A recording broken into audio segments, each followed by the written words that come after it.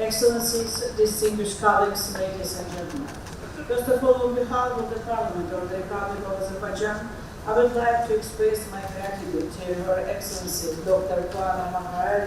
the Speaker of the House of Representatives of the Republic of Indonesia, for the invitation to 8th G20 Parliamentary Speakers Summit. Such events make a huge contribution to the development of global solidarity, cooperation and multilateralism.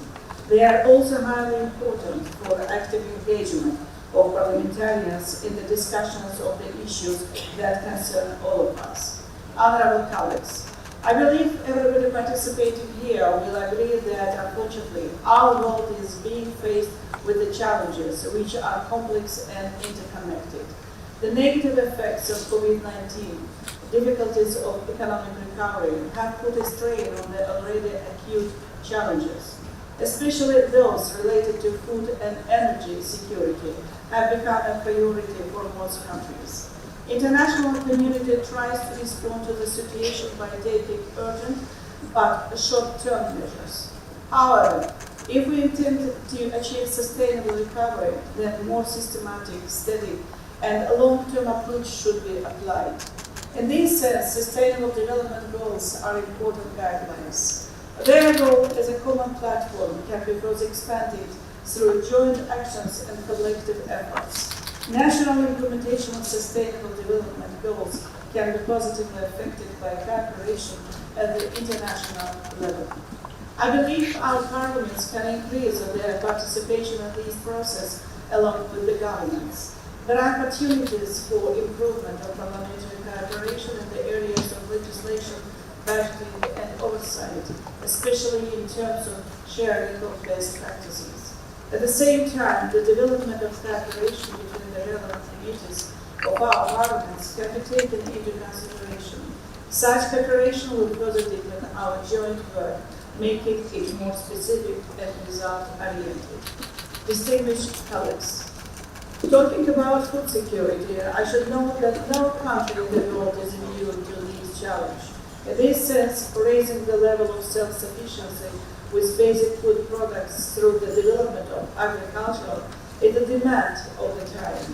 Reality is that in the face of today's economic challenges, investing in agriculture, supporting private sector, gains special importance in terms of post-COVID recovery.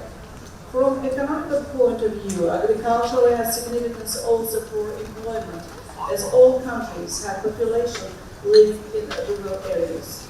Improvement of state support mechanisms for the agricultural sector should be one of the main focus points of Parliament government cooperation and the process of budgeting. In the case of my country, Azerbaijan, measures such as state investment, subsidies, tax exemptions for farmers and soft low interest loans have enabled us to achieve tangible results with regard to increasing food protection.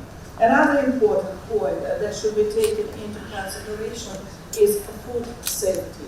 This issue becomes more and more visible with increasing food shortage.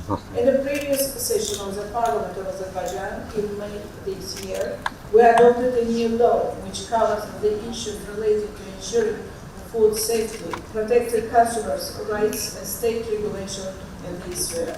Ladies and gentlemen, energy security has also become to the forefront of the international agenda as one of the main challenges. Being an oil and gas producer, Azerbaijan has fully ensured its energy security. Moreover, it plays an important role in providing energy security to our partners. For more than 10 years, Azerbaijan has been a reliable oil and gas supplier to international markets. Energy projects initiated by Azerbaijan, such as oil pipelines that connect the Caspian Sea with the Black Sea and the Mediterranean, and the Southern Gas Corridor, which brings our gas to Europe, have completely changed the energy map of the region and Europe. A memorandum of understanding for strategic partnership in the energy field between the European Union and Azerbaijan that was signed in July 2022 is another example of Azerbaijan's contribution to the energy security of Europe and other countries. Development of alternative and renewable energy also stands high in our energy agenda.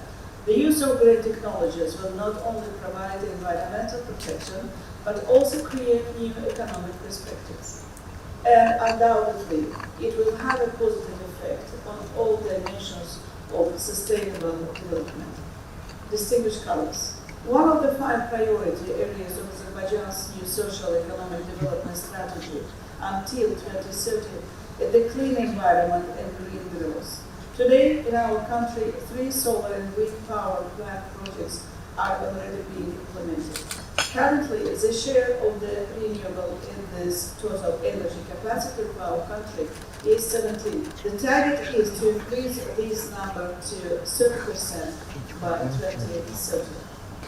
Honorable colleagues, liberation of Azerbaijan's territories in 2020 from almost 30-year-long Armenian occupation was also important in terms of food and energy security of our country.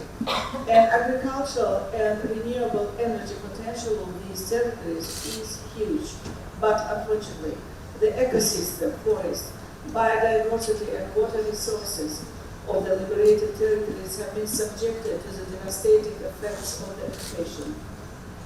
Another problem is that the large number of mines planted by Armenia seriously impede the large-scale restoration and reconstruction works in these lands. As a result of mine explosions, almost 250 civilians and military personnel have been killed and injured. Ladies and gentlemen, despite this, Azerbaijan continues the development of these territories, which include also implementation of agricultural and renewable energy projects. Liberated territories are declared a green energy zone. Reconstruction works are being implemented on the basis of the concept of smart cities and smart villages, one of the main components of which are smart agricultural and renewable energy. Thank you for your attention.